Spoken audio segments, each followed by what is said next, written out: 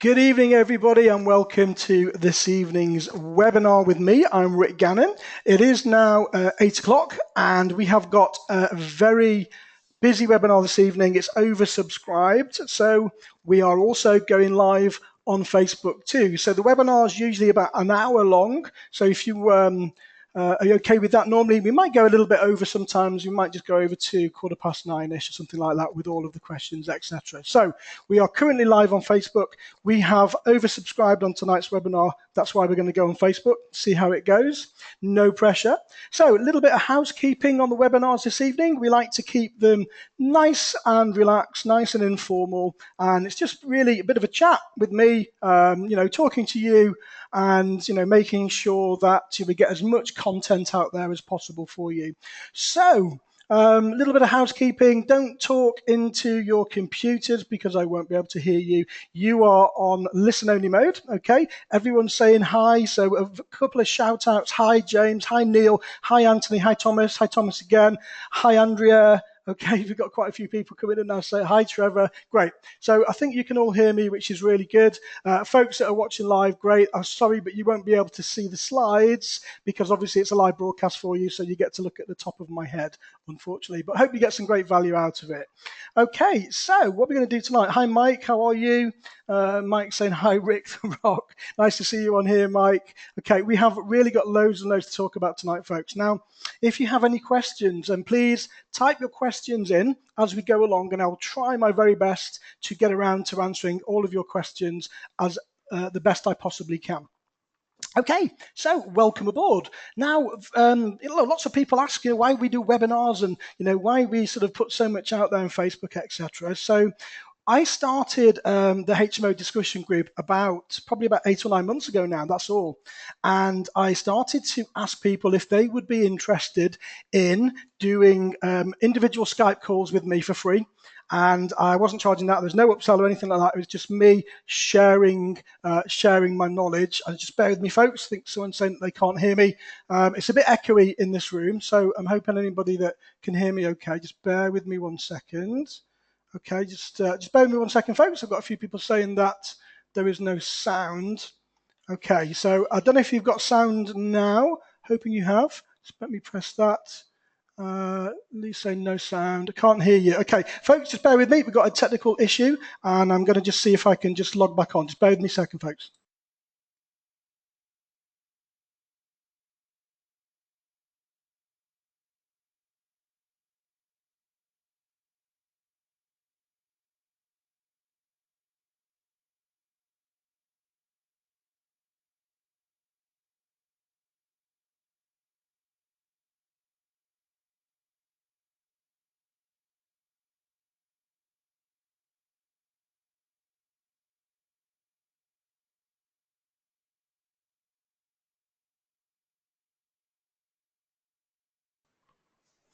Hi everyone, I had a few technical issues there a second, so people saying they've got no sound, so I hope that's okay, and I'm hoping now that the sound issue is all fixed and we're all good to go. So welcome to this evening's webinar, and I was saying earlier that we founded the HMO discussion group about 6 to 8 months ago now, and we were going through and offering people a Skype call with me free of charge, and there was no upsell. We weren't selling anything at all. We're just literally paying it forward and trying to help people move forward with their property journey. And because the group grew so quickly, so fast, we decided to take it online.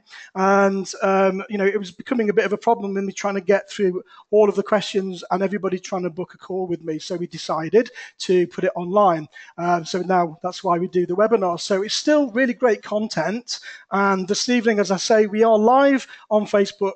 We are oversubscribed on the webinar, hence us being live on Facebook at the same time. So for everybody that's on Facebook, I'm afraid you're not going to be able to see the slides, but you get to listen to me and look at the top of my head.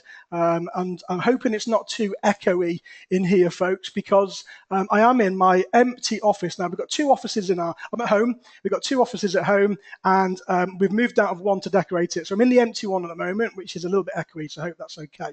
So, folks, welcome to this evening's webinar. And if you have any questions, then please type them in as we go along. And if you do that, then I will get to them as quickly as I possibly can. Everything's okay, as Mo's saying, the sound's working good. Does sound like you're in an echoey room. Yeah, I am, I'm afraid. I am a little bit of an echoey room. I'll sit a little bit closer to the microphones, hoping that you can hear me okay. So how do we do our webinars? So I'm going to go through the slides, and we'll get to a point halfway through where I'll just take a quick slurp of water, have a little bit of a 1 minute break just to rest my voice. And then at that time, if you have any questions or anything that you want to ask, then that's the time to type it into the boxes, folks, okay? So let's go. So how to make over £2,000 from 3 houses. Now that is the source of tonight's webinar, and that's what we're going to be discussing. So this is me in the corner, and I began investing in single-lets in around about 1997. So I've been investing in property for quite a long time, but I was an accidental landlord. And you know, an accidental landlord is somebody that perhaps lives in a house and then, you know, for whatever reason, we couldn't sell it. So we decided then we had to rent it out. And then we became accidental landlords, you know, since 97. So we went through, you know, the good. We saw the peak of the market in 2007, 2008. And unfortunately, we lived through the crash as well. And I've still got some single-let properties that haven't recovered, or they're just about recovering now from, you know, buying at that such inflated price back in 2007. I also owned a chain of pubs. We have done quite a few entrepreneurial things. So we owned a chain of pubs. We had one and we built it up, and then we bought some more. And eventually we had 6 pubs and restaurants in and around the Midlands and Worcestershire. So we sort of did that for quite a long time, and we got bought out by a large company called Enterprise Inns, who came to us and they offered us X amount of money to buy the whole portfolio from us, and we sold them all apart from one. We still own one now, and we rent that out to a tenant on a full insuring, full repairing lease. I then went off and had a complete different career change, and I joined the police. And I was a police officer for about 13 years, whilst managing our portfolio in the background, all open and above board. Obviously, you have to declare everything with the police, etc. So began investing in HMOs a few years ago now, and we had a complete change in strategy owing to family circumstances. I won't go through that tonight because we've got so much we need to cover on the webinar, but we sort of, you know, we needed to really change our strategy and change the way we did things so I could spend a lot more time with my family to develop my family and help my disabled son, who unfortunately has got cerebral palsy. And so we decided that, you know, at that point then we needed to change the way that we were doing things. So we began to invest in HMOs. And I'm also a coach and a mentor for Simon Zutchi's mastermind program, and I train Simon's one-day HMO Quick Start program as well. So I do a lot of work with Simon and his team and the PIN team too. So that's a little bit about me. Now, I just want to share something with you, and it's not, you know, we don't do bragging. If most of you know me, I don't do bragging. It's just really you get what you see, and I just want to give you the best information that I can give you. But I also like to try and inspire people as well. So I just want to share this with you, that in the first 11 months of us investing in HMOs, houses of multiple occupation, I managed, well, in the first 6 months, I managed to replace my income in the police, and then we went on to double and quadruple our income, and now to the point where, you know, we are in a very, very different place with over a £4 million property portfolio from a standing start. So that's just to kind of inspire people to say that, you know, I was a police officer. Yes, I had a little bit of experience in the background with single lets, but HMOs were a relatively new strategy for us at that time. So we did it from a standing start, and we went on then to, you know, to get an income of over £10,000 a month net profit, okay, from our investing in HMOs. So what I want to do now is just sort of walk you through how we did that, and, you know, what it could mean for you and how I can help you moving forward. So folks, everybody that's watching live as well, you can see that I'm looking down on the screen. I am reading the slides, of course, that you can't see here, but if you have any questions, then please type them in, and I'll get round to trying to answer them as we go along through the webinar. Okay, so now this is based, the webinar is for people that are just about to start their property journey, and and people that don't know so much about how to start a HMO business. So what is a HMO? So a HMO, and the definition of a HMO, is a property where 3 or more people from 2 unrelated families with shared facilities live. So 3 or more people from 2 separate families with shared facilities. And that's the definition of a HMO. And if you have a flat, or if you live in a property and you have lodgers as well that you think would fall into that category, then the chances are that you would have a HMO. And why do we invest in HMOs? Well, rather than single lets, and if it's structured properly, then HMOs we purchase or we rent a minimum of 5 or 6 income streams from one house. And how we do that is because we have 5 or 6 bedrooms, so each one would be classed as an income stream. So you're buying sort of 5 income streams at once rather than just one. So that means that if you have one void, one person that doesn't pay their rent, then we've still got another 5 or 4, depending on how big the house is, income streams, and potentially we can still make a profit. Now, if we have any less than 5 or 6 rooms, it starts to become a little bit of a problem in terms of if you have a void and making as much money as you need to. So an example would be with a 6-bedroom property. And if you could agree a rent to rent, and we'll talk about that shortly, or a lease purchase option on those properties, then you would be getting 6 rooms. And if we say an average of £450 per room, then that gives you a gross income of £2,700, okay? Now, we give rent to the owner. So what we normally do on a win-win basis, and obviously it's got to be structured in the correct manner, but we offer the owner of the property what they would normally achieve or slightly above what they would normally achieve for the single let value if it is a single let property. So they're going to get the market rent for a single let property, and we take on all of the bills and we take on all of the responsibility. So should the tenants not pay, then we will guarantee that we pay their rent on their behalf with a rent-to-rent structure. So we take on all the bills, and roughly, and this is a ballpark figure, depending on which utility company that you use, the bills are around about £350 a month for the utilities, and that's your gas, your water, your electric, council tax, etc. Sorry, your council tax is on top of that. So that would be £150 roughly on average. And we always factor 10% for voids, okay? Because at some point in your property journey, you will have a void room. Now, it sounds great when people say we don't have any voids, but we do. It's great. We need to try and minimize them, but we also need to factor in the cost in case we do. So we always make sure we factor in 10% for voids. So that comes to £270. And we also make sure we factor in maintenance costs at 5%.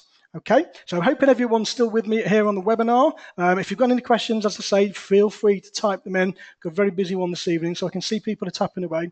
So £135 is the figure that we allow for voids on this property, which is 5%. Sorry for maintenance, I beg your pardon. And then the total rent. So the total rent comes in at 2,700. Total bills altogether of, go back to that one, 1,905. So that means that we can achieve £795 profit per house, and that's with voids. So if we don't get voids, and sometimes, as I say, we will, but if we don't, then it's going to be even stronger. And we always say that we like to try and achieve a minimum of £500 profit per property. Otherwise, we kind of don't really want to do the deal, because we need to make sure that we're going to make some money, and we take on all of the responsibility in terms of the maintenance of the property, the tenanting of the property, the managing of the tenants, and generally running the house as our own. So that's what we do with a typical example of a rent-to-rent property. So how many of these would you need to replace your income? So if you're going to achieve £795 on a house per property, and that's with voids and that's with maintenance, how many of those would you need, folks, to replace your income. So if you give me a bit of feedback now in the question box here, and just tell me as we go along how many you think you would need to be able to replace your income and live from your property portfolio. So if you could let me know, folks, in the menu bar. Okay, so I'm getting 5, okay, 6, 3, that's good. Some of you have got quite some high numbers in there. 14, wow, you must be on an awful lot of money. 4 from Sadia, Mo 4, 7, 6 or 7, 8 or 9. So, it is all very, very different, isn't it? Because we are all in a 10. Okay, just had another 10 come in. 12, goodness me.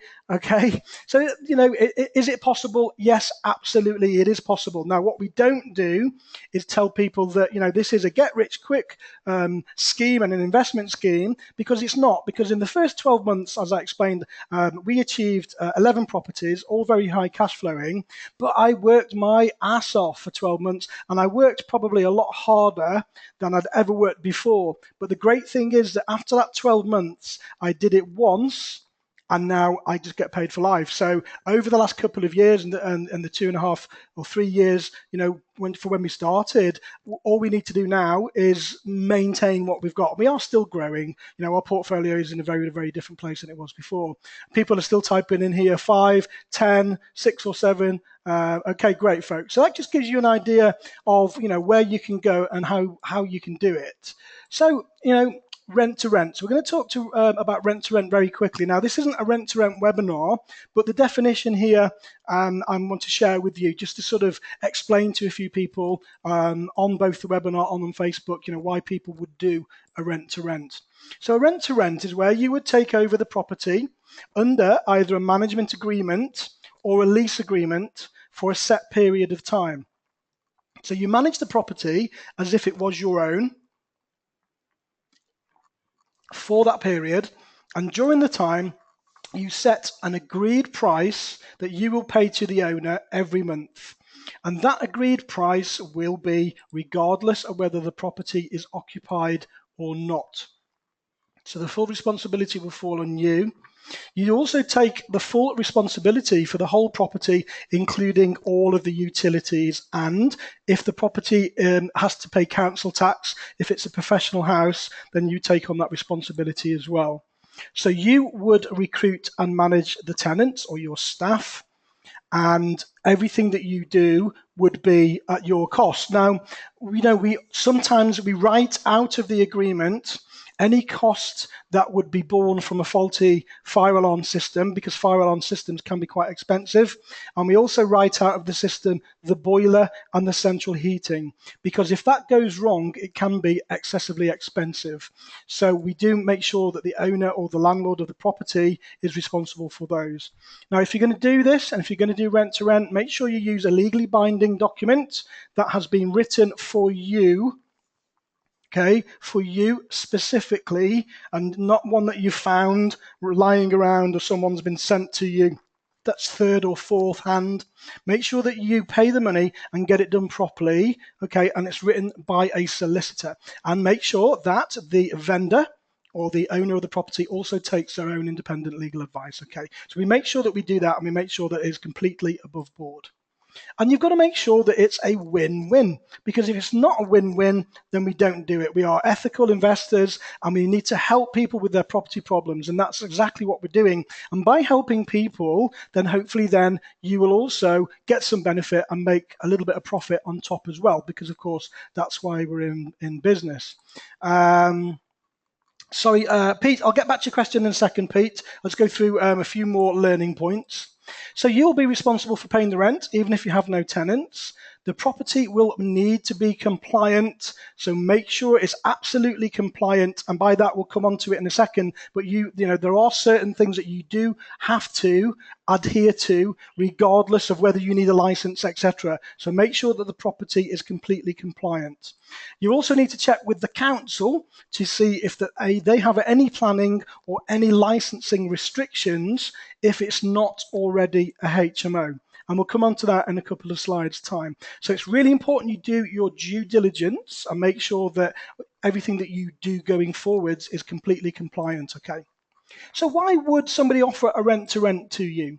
Well, we market to motivated sellers, and we'll talk about motivated sellers in a second. They could be tired landlords, they could be completely fed up with having an empty property.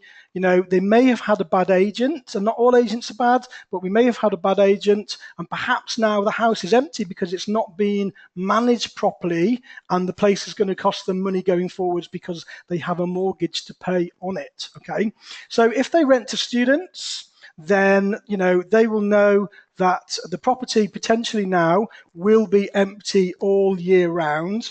Okay, and if it's going to be empty all year round, then it's going to start costing them money. So they might be really motivated now to be able to do a deal with you, because now is the time where if student houses aren't let, then potentially they're going to be empty. Okay, so they could be motivated really, really well now. So now is a great time to start getting campaigns out there. Sometimes they might not want to sell, and they might want to keep it as an asset, growing and going forward to leave to their family. So people's motivations will change all of the time. They might be in negative equity. So if they're in negative equity, they have got absolutely no reason to sell because they might have to pay the bank back. So we spoke earlier about people that potentially bought in the peak of the market back in 2007 and 2008. If that's the case, and potentially they paid over for their property, they might still be in negative equity now.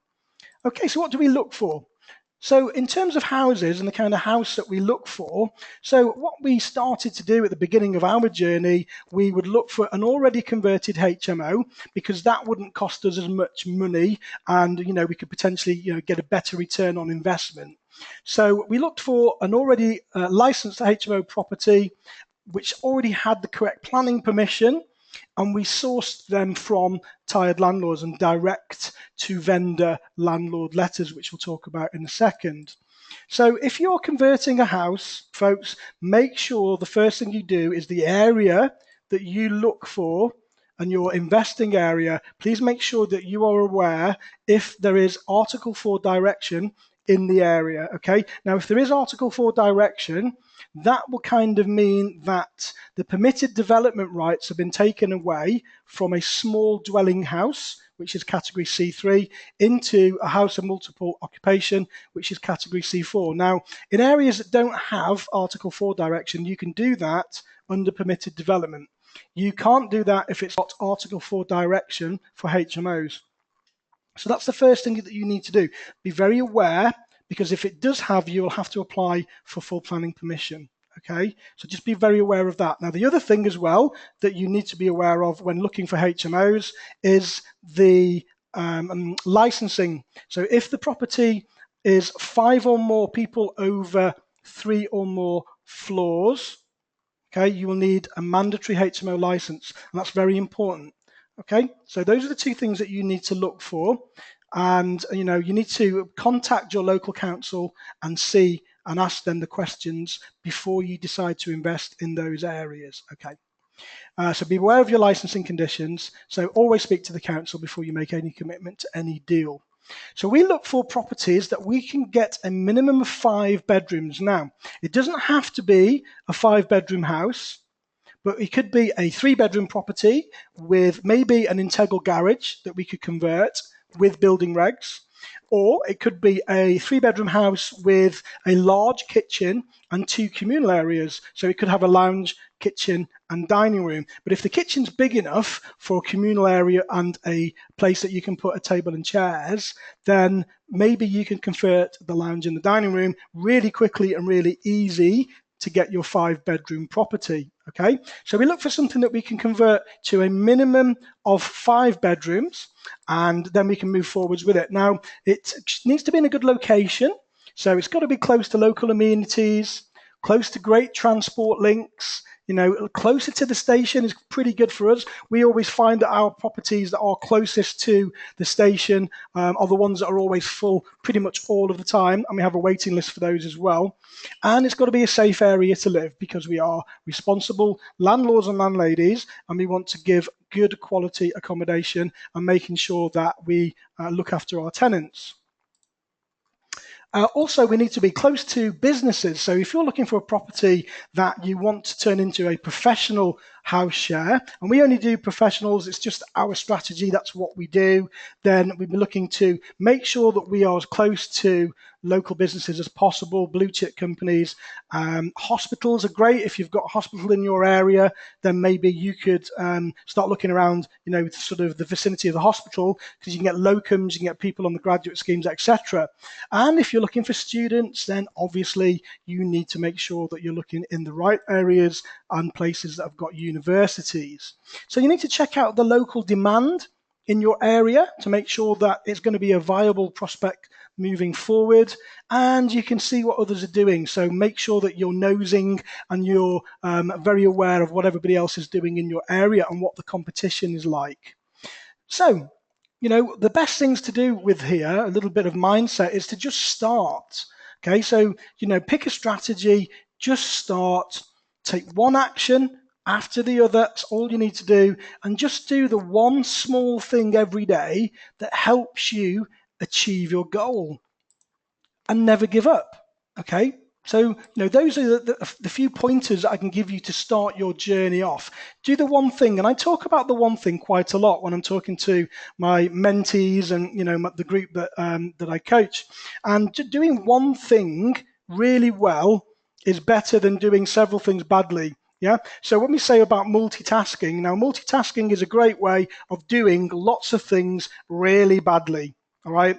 If you've got lots of things to do, then you haven't got enough dedication to focus on just doing that one thing. So make sure that you pick one thing and lock yourself down and be really focused until you've achieved that goal. And once you've achieved that goal, that will help you move forwards to your bigger goal, which will help you move forward to your yearly goal, etc. So make sure you start and just do that one small thing. Okay, and it's okay to be nervous, and it's okay to be scared, because when you're scared and you're nervous, you're in your stretch zone. And when you're in your stretch zone, it means you're learning. And if you're learning, it means that you're growing. Okay, so it's okay to feel scared and nervous, and especially in the early stages of your investing career. So let's talk a little bit about how we find deals. So the first thing to do is to set your rules of investing and focus on just one strategy. Now, when we started investing, myself and my wife, it was just the two of us, and we were going to take over the world. We were going to invest everywhere in the country. It didn't really matter. We were just so hungry, and we just wanted to get out there and find some great properties and make some money to change our lifestyle.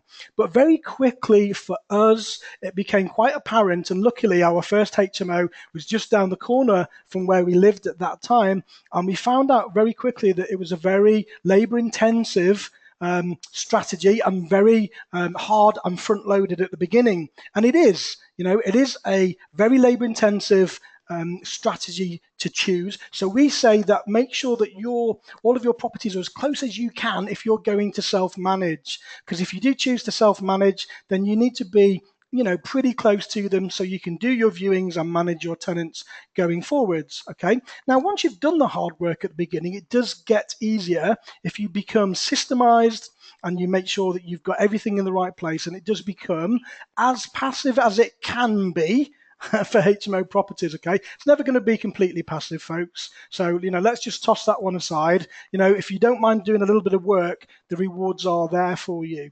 Okay, so focus on one strategy. So, we're talking about HMOs tonight. So let's just discuss the HMO strategy. So the general rule of thumb, 5 rooms to be viable. Now, some people do less than 5 rooms. I'm just telling you that what works for us. And we do okay. We're not doing too bad. Got a pretty good portfolio.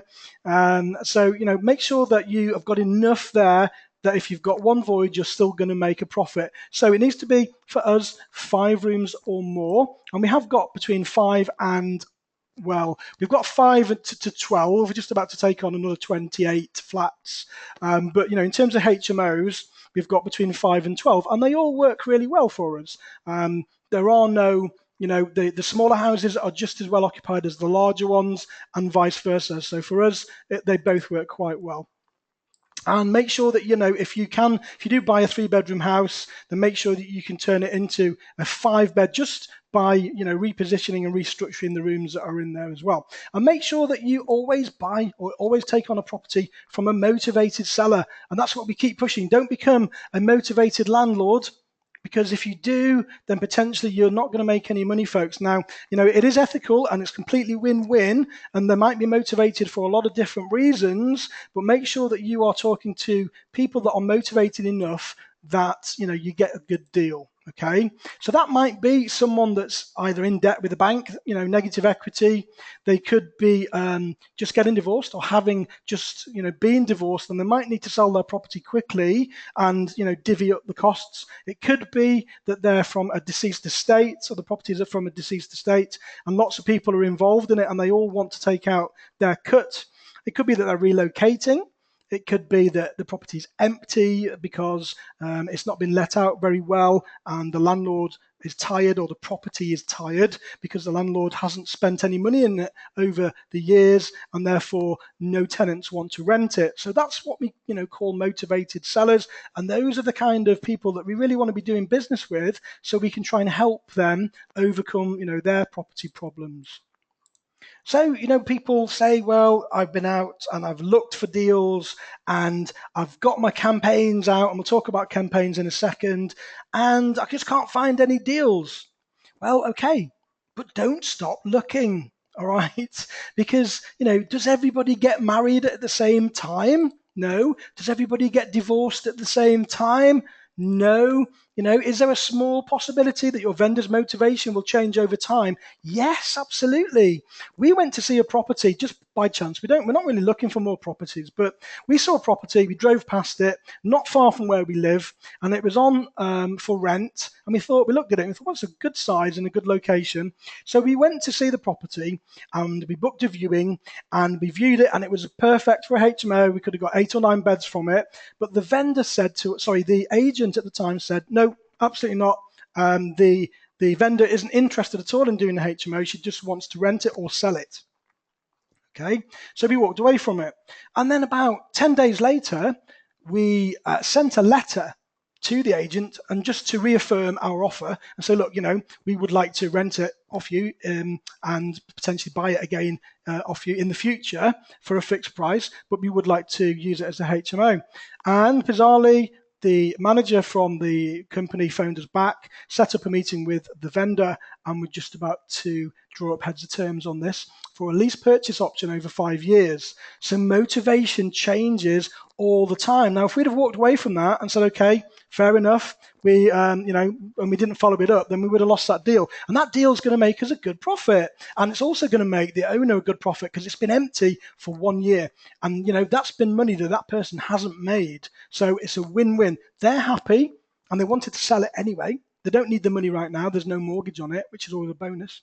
And we're happy because we're going to make a little bit of profit out of it too. So it works for both of us. So that's what we call a motivated seller. And that's, vendors' motivation does change over time. So you need to be hunting property all of the time, and you need to have your campaigns out all of the time. If you've just got one marketing campaign, and we'll go on to that shortly, then that's not going to be enough. One campaign and then you finish is absolutely nowhere near enough. Okay, you need a funnel of deals. Okay, one advert will not get you the results you want. Trust me, folks. Okay, so we're going to talk a little bit about vision boards and whiteboards. So if you haven't already got a whiteboard, and you can get a whiteboard from anywhere, you can get it from Staples, you can get it from the internet, etc., then go out and get yourself one, okay? And you need to start drawing up on there a few targets. So you need to put the goal of how many houses you want or you need to replace your income, and write it down on your whiteboard or on your goal board. Okay, now you can define them as houses. You can literally draw each house individually and write the value of the house inside it that you need to achieve. Okay, and you can have one for, let's say, for example, one for January, one for February, one for March, etc. Okay, so you can put that up on your vision board, and then just do one thing each day that will help you move towards your goal of achieving that house. Now, that could be getting a marketing campaign out, writing to current HMO landlords. It could mean booking viewings with agents. It could mean trawling the internet looking for deals. Doesn't matter what it is, as long as you're taking action. So just do one thing each day. And if you carry on with one foot after the other, then it will take you towards your goal. Now, I just want to talk about that. I mean, statistics, I can't remember, I read it in a book. I do read a lot of books. And statistics show that people with a visualized goal, on average, make 9 times more in their lifetime than people that don't. Now, isn't it interesting? Yeah? So just do the one thing. And if your one thing tomorrow is to go out and buy a board that you can turn into your vision board or your goal board, then make that your one thing. And I just want to share with you as well that another statistic that I read, Steve Jobs, when he was alive, and Bill Gates, they both have 24 hours in the day, the same as we do. But how is it that they were both incredibly successful, and Bill Gates being the richest man in the world 10 times over, or 10 consecutive years, when they've got 24 hours in the day, the same as we have? Well, they both just did one thing, okay? And with Bill Gates, it was the operating system, just concentrated on that, made it exceptionally good, or not, as however you look at these things. But he did that, and he just did that and nothing else. And he made an absolute phenomenal amount of money. Steve Jobs, when he got taken back into Apple after he was ousted, took their products down from about 40 to 10 and then concentrated on just one of them, and that was the iPod, to bring the Apple back to to bring Apple company back to where it should be. So one thing, folks, that's all you need to focus on. Concentrate on one thing, get good at it, and then do it again. Okay? Cool. Now, I just want to share some marketing statistics with you. Now, making sales is all about relationships because people buy from people. So it's about synergy and working together with people. And I want to just share with you here now, I've got some stats from the National Sales Executive Association. So these are real figures. This is about marketing. So if we talk about either sending letters or doing leaflet drops, etc., 48% of salespeople never follow up with a prospect.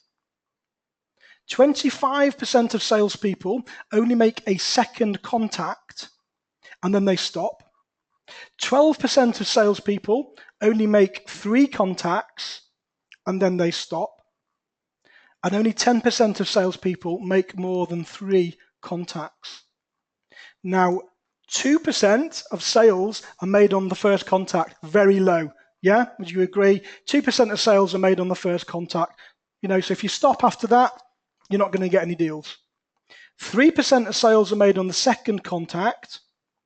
5% of sales are made on the third contact. And here's where it changes.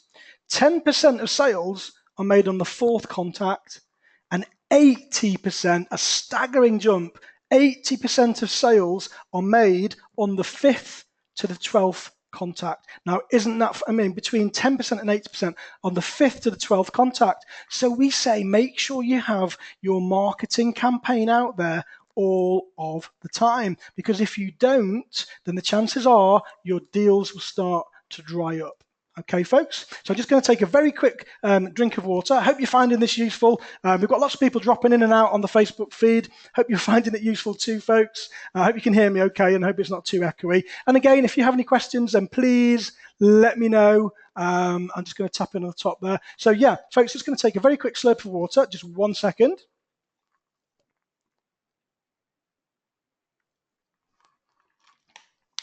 Okay, the webinar is still loads of people here. Folks on the webinar, I've got some questions coming in.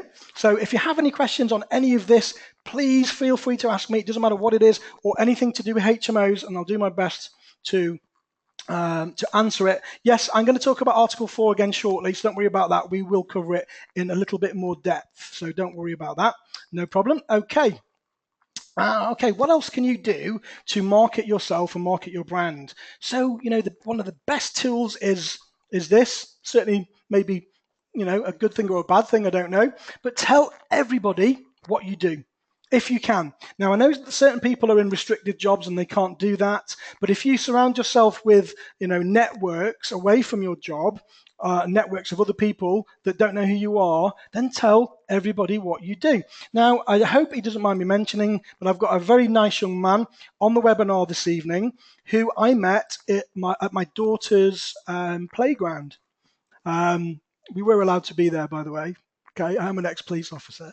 So we were both dropping our kids off at school, and we got talking, and Mike is now, doing some exceptionally, great things. He's out there now. He's almost on his second HMO after being on our program, our mentoring program, for only, I think, 4 weeks or 5 weeks. So he's really taking the bull by the horns, really pushing it out there and, starting to take action. But this all came about because we met in the playground. And we started talking, and Mike asked what I did, and I told him, and things just grew from there. So, just tell everybody what you do. And you think, how can I help you? Ask them what they do, and then they're going to reciprocate and ask you what you do.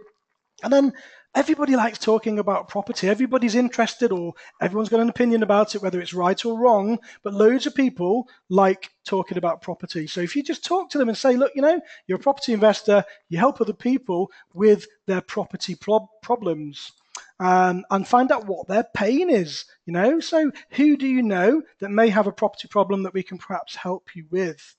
So just tell everyone what you do. Now, I spoke at a property meeting, I can't remember now, maybe about 6 weeks ago. I do quite a few property meeting talks, and everybody gets 20 seconds to stand up and tell everyone in the room what they do.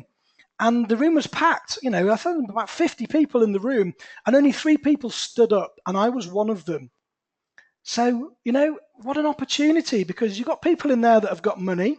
You've got people in that room that have got deals. You've got tradesmen. You've got people in there that want to learn. So you've got everybody around you in that environment. So it's really important you tell everyone what you do.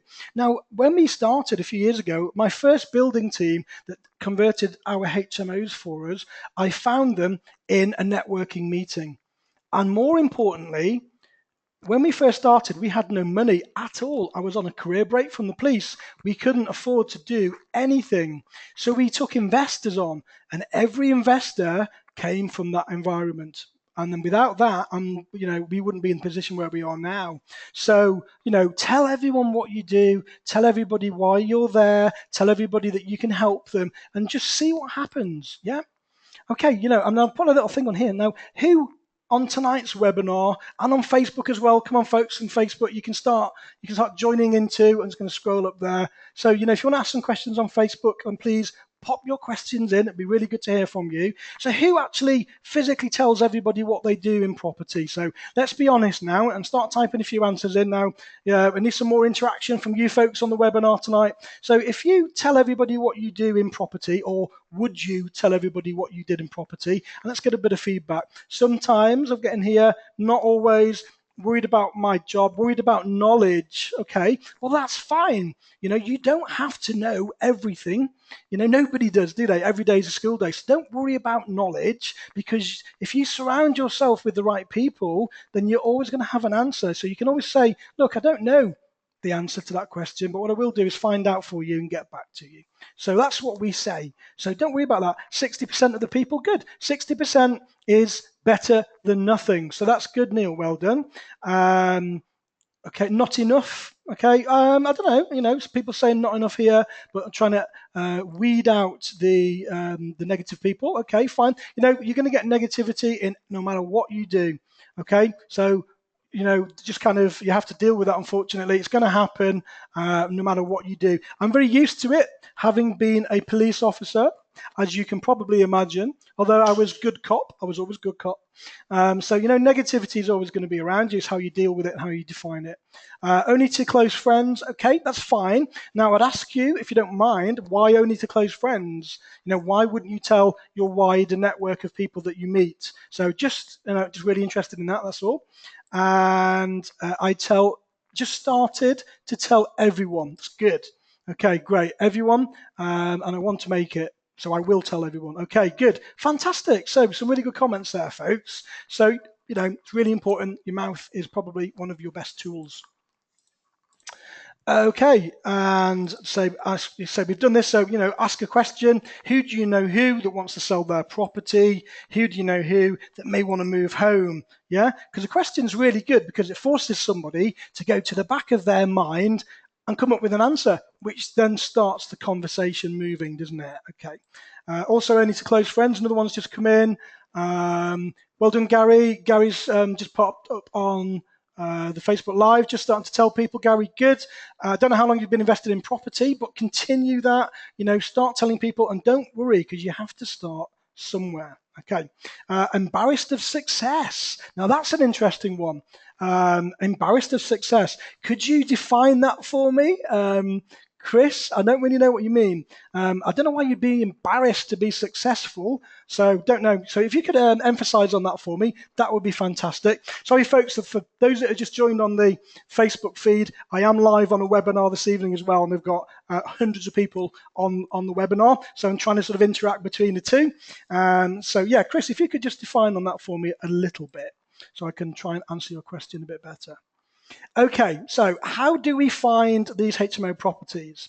Well, I'm going to give you some tips now, folks. So write this down. If you're new to this, you'll find this extremely useful.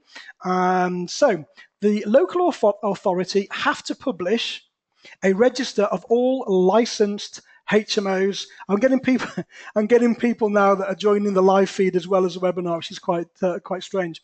The local authority have to publish a register of all licensed HMOs and the licensee addresses. Okay. Now, some areas can have up to 600 HMOs on their list. Okay. And there is a section in the Housing Act that states, now this is quite important, you might want to write this down, folks.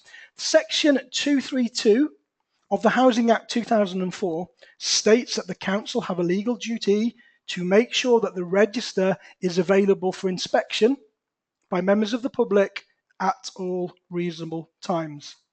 Now, that doesn't mean that they have to print it off and send it to you, and it doesn't mean that they have to give you a copy. They have to make it available to you. So some councils will be a little bit obstructive and they will let you view it, but you have to go along personally and do it and maybe write it down. So what do we do with this list? So for everybody that's new on here tonight, we are looking to market to existing HMO landlords because we're looking for properties that are already HMOs, and we're looking for motivated landlords that perhaps might be a bit tired and they maybe want to move on with their journey. So we can establish this list from the local council of people that are already HMO landlords for licensed properties, and we can write directly to them and use that list as a marketing tool. So we can write to them and say, hello, Mr. Johnson, I understand that you have a portfolio of HMOs in the area of... I'd like to introduce myself. My name is Rick Gannon. I'm a local property investor, and we're looking to increase our portfolio, and I wondered maybe if we could have a chat or meet up for coffee, or would you be interested in doing a deal? So you don't say that, doing a deal, but doing something with us. So you can write your letters however you want to do them, but that's what we do. And the HMO landlord letters are the best route to market without a shadow of doubt, regardless of how many people are doing them and whether or not it becomes a little bit annoying for yourself having to write to people all the time. But by far they are the best route to market in order to get some of the best deals out there, and I'm speaking from experience. Okay, so you need to write a simple letter of less than 400 words, and the ones that work best for us are the ones that are relatively easy, not too much information on there, and easy to digest, so people will read it rather than just look at it and chuck it in the bin. Okay, so you can offer to rent the property from them, you can offer to buy it, but don't say too much on your letter. What you want to do is for them to call you, and you can start to establish a relationship with them and see how you can help them. Okay, so see what it is that they're looking to achieve and see how you can help them moving forwards. Now, our best results have come from simple to understand letters with a very clear call to action. So the call to action would be simply call us on this number. If we can help you with your property problem, please call us on this number. We didn't have any marketing jazz. We didn't have any posh envelopes. We didn't have, it was just a simple envelope, a typed letter, with a signature from myself. So, that's worked really well for us. Also, you can try leafleting.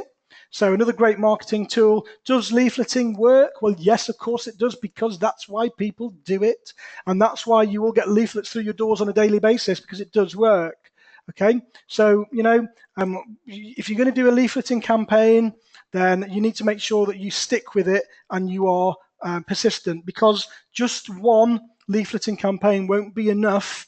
You need to make sure that you target between 3,000 and 5,000 houses at a time, and repeat that distribution every 4 to 6 weeks. Okay, so if you're looking for rent to rents, then maybe your message on your leaflet would read, "Hi, I'm looking for landlords with 3-bedroom or more properties that are looking to guarantee their rents without worrying about repairs or renewals or void periods." And that's it. Keep it snappy, keep it to the point, and don't put too much text on there, okay, because you'll find that people won't read it. Okay? So don't deliver the leaflets yourself. Make sure that you employ somebody that's professional, not little Johnny next door on his Sunday paper round, because your chances are your leaflets won't get there. So make sure that you employ a leaflet distribution company or a franchise and get them to do it for you. Okay, so you can Google search those, and for your local town, you should get loads and loads of people come up for that. Okay, so how are we doing for time? Wow, okay, it is getting on now to 10 to 9. We've got loads of questions to do. So, folks, I don't know if you've seen this, but I'm in the process of writing 2 books this year. My first book is due out at the end of this month, and I'm still writing it, so we'll see how that goes. That's going to be a book about my journey and a learning journey into HMOs and how we've managed to get to where we are and where we've come from. So that's going to be due out soon. We've also got a really great little ebook that we've produced, which is on our website, and it's called 45 Ways to Find Your Next Deal. So if you'd like that, all you need to do is log on to rickgannon.com, type your details in. It's completely free, folks, okay? So there's no more. You don't have to worry about putting any credit card details in or anything like that. It's completely free. You'll find it really easy. And if you want to seriously improve your chances of finding great property deals, then take a look at it, because everything you need to know is in that little PDF, okay? So I'll also be publishing another book on systems, hopefully later on in the year, another ebook on our systems and what we do and how our systems can help you with your property, okay? So if you want to get ahead and beat the stampede of that, so grab a hold of your ebook, rickgannon.com, have a look on there. You do need to put your email address in, folks, but then you can download it as a PDF straight away. So, okay, we're going to come on to some questions in a second. Okay, so we're going to go on to our HMO mentoring program in a second. So before we do that, I'm going to try and answer all of your questions that you've put in so far. So I'm going to scroll down. Saj, will we ever reach HMO saturation point in some areas? Well, yes, it's possible, but you know what?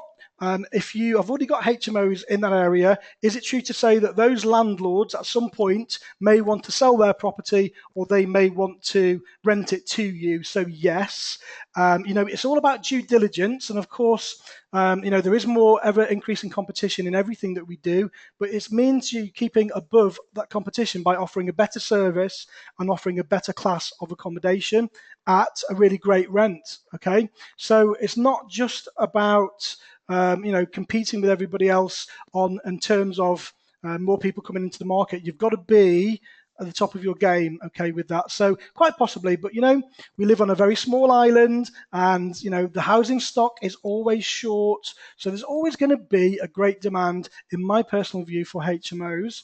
Will Brexit have an impact? Well, let's see. I'm certainly not seeing any impact yet, and we've still got very strong rental demand, so we'll still fill in rooms quite quickly. I hope that answers that question. Michael, I'm on to my 3rd HMO, hopefully. Great, well done, Michael. 2 down and 1 almost there. So Michael joined our HMO mentoring program about, say, 4 weeks ago, 5 weeks ago, already on to his 3rd HMO, folks. And we spoke about this earlier. How many would you need to replace your income? That is a great achievement, Mike. So well done. You should be very pleased with yourself. Thomas is saying that he did the HMO landlord letters on Monday and Tuesday, and you've already had a vendor call you and you're meeting him tomorrow. And that just affirms that still works really well. So well done, Thomas. It's very good that you're doing that. Mike saying thanks, no problem. Sadia, how do you choose your HMO area? Well, you need to make sure that you do plenty of due diligence. And as I said earlier, would choose an area that is close to you and start looking at, first of all, whether you need Article 4 planning permission and whether you need licensing in that area.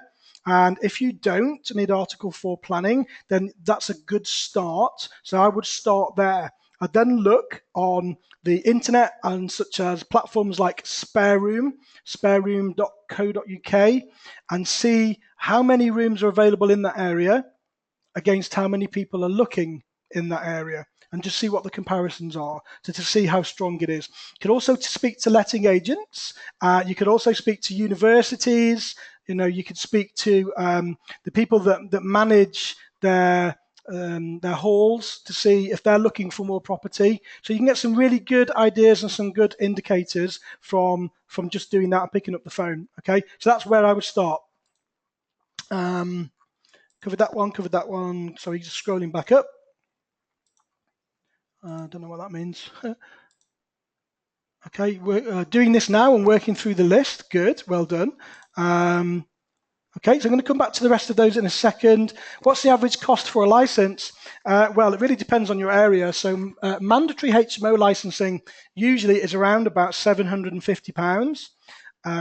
Additional licensing for areas that have got additional licensing can be anything up to £1,400, really dependent on your areas, folks. Okay, so you do need to call your councils and ask them, and see where you get with that first. Rick, in the first 11 months, how many you own and how many rent to rent? Okay, Pete, good question. I can't remember. In the first 11 months, I think we probably had a very mixed portfolio. We owned about 4. We had lease options for about 4, and we rented about 3 or 4 in the first 11 months or something like that. So we had a very mixed portfolio, and it doesn't matter how you get them, just as long as you do, yeah? So I hope that answers your question. Altan, you've put 18. Is that 18 HMOs to replace your income? I'm not sure. That might be a little bit out of context, that. So going to come back to those in a second. I hope that's answered a few of your questions on the webinar. So I just want to talk to you folks about our online HMO mentoring program. Okay, so we constructed a HMO online program so we could get our message across to other people and try and get loads and loads of help out there and to pay it forwards to help other people with their property investing journey. And we're teaching people the tips and tricks that we learnt along the way, and you get to learn all the good and the bad. So this is a mentorship membership package. Okay, so you get a full 8 hours from our HMO discovery day on the program. You get a structured release of content, which includes how to conduct your due diligence for HMOs, everything you need to know about Article 4 planning, everything you need to know about mandatory licensing and additional licensing, how to find and source your deals, how to negotiate your deals, how to actually obtain your license, how to deal directly to vendors, how to write your documentation, how to work with a building team, how to refurbish your property in the correct manner, how to make sure that your property is completely compliant with local legislation and all the other legislation such as LACORS, fire, etc., how to attract the best tenants without wasting your time, how to systemize your business. So you get a month for the systems workshop that we put out there in the classroom as part of the mentorship. Okay, so you get that as part of the deal. How to manage your tenants, how to grow and scale your portfolio, how to get your money back out of the deal. So sometimes if we buy at the right price and we add value to the property, then sometimes we can refinance our houses and get all of our money back out so they don't cost us anything. How to become as passive as you can with HMOs. We cover marketing, we cover mindset, working with joint venture partners. I mean, it's massive value, this, folks. Working with other people's money. We cover the rent-to-rent strategy. We cover the lease option strategy. We cover your exchange with delayed completion strategy. And, of course, we cover your straight purchase.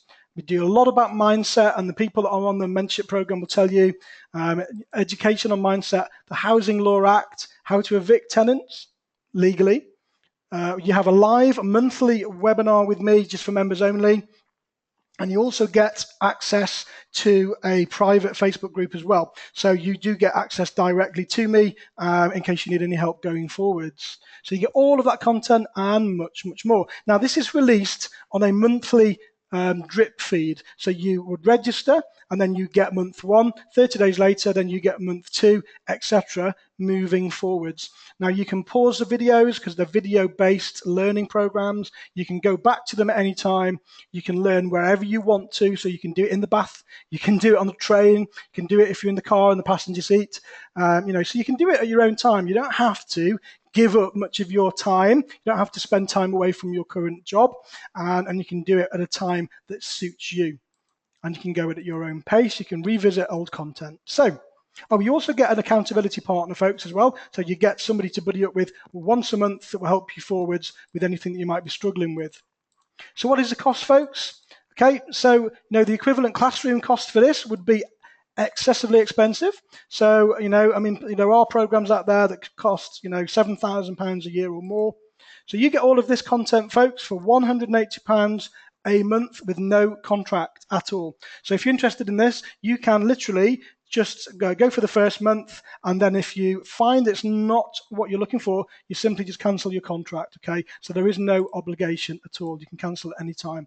Tonight, folks, for the webinar, as we do like to do deals on our webinar for you, if you would like to subscribe to this and have a go, if you just want to try it to see if it's for you, then up until 11 p.m. tonight, we are offering all of this for just literally £100 a month. Okay, folks, that's it. £100 is all you will pay per month on a subscription, and you get all of that learning with me as your mentor. So if you want to do that tonight before 11 o'clock, all you have to do is visit rickgannon.com and subscribe on the online mentoring program, which is this one here on the right-hand side. And you'll get through all the testimonials that are on there, etc. If you type in the word action, which is here, it will discount your £189 to £100, okay, for life. Now, that is massive value, folks, okay? Huge value. If you like the tips and tricks that we shared with you tonight, then it'd be great to see you on the program. If you've got any questions or anything, please ask me. It is a very successful program. People are getting some really, really good results on there. Loads of testimonials on there as well. So if you would like to discuss that with me, then please let me know. I'm getting some comments here.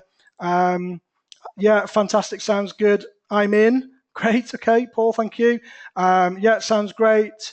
Do we have access to you one-to-one? No. Well, you do. You get access to me via the forum and email, and I will respond to you usually within about an hour to 2 hours. I'll respond to you, with an answer to your question. So yes, you do, but it is via the forum.